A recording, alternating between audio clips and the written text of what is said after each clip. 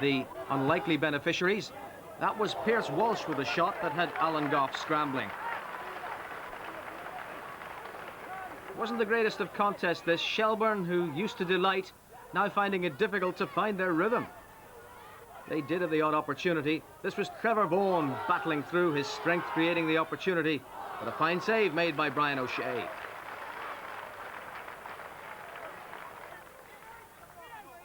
Vinnie Arkins began this move, carried on with panache by Greg Costello, and Shelbourne got men forward in sufficient numbers to trouble the Monaghan defence.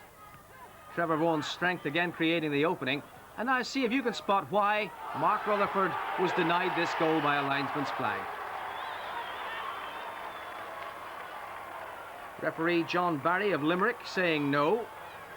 The flag had been raised against him, but how could he be offside, you may well ask, unless Alan Kinsella had stepped back.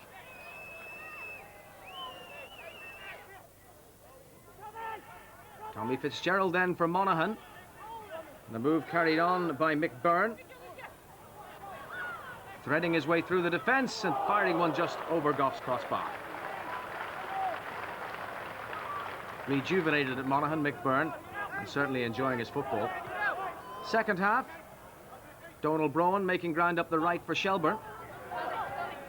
Mark Rutherford arriving, but well saved again by O'Shea.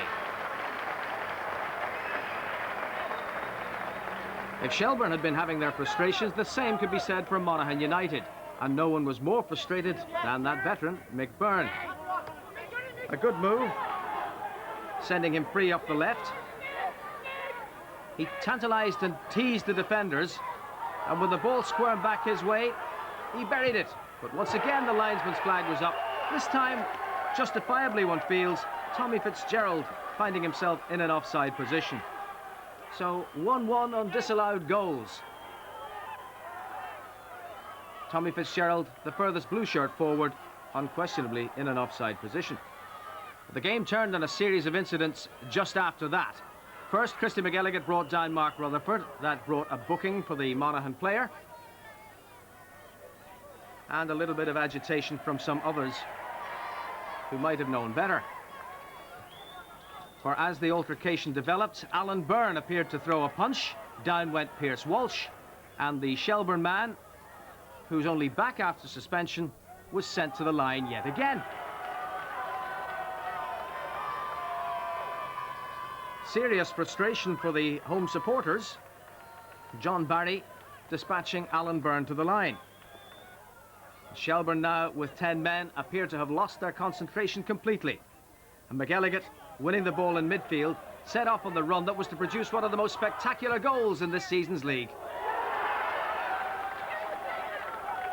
A wonderful dipping shot by the former Pats man, and it was 1-0 to Monaghan.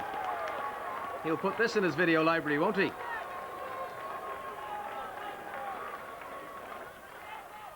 Well, the first came from McElligott. There was another to follow. Shelbourne in almost total disarray. Paul New making ground up the right, crossing.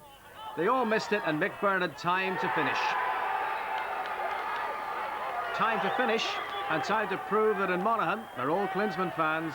Final score, Shelbourne 0, Monaghan United 2. Yeah, it's a good result for Monaghan, and a shock to say the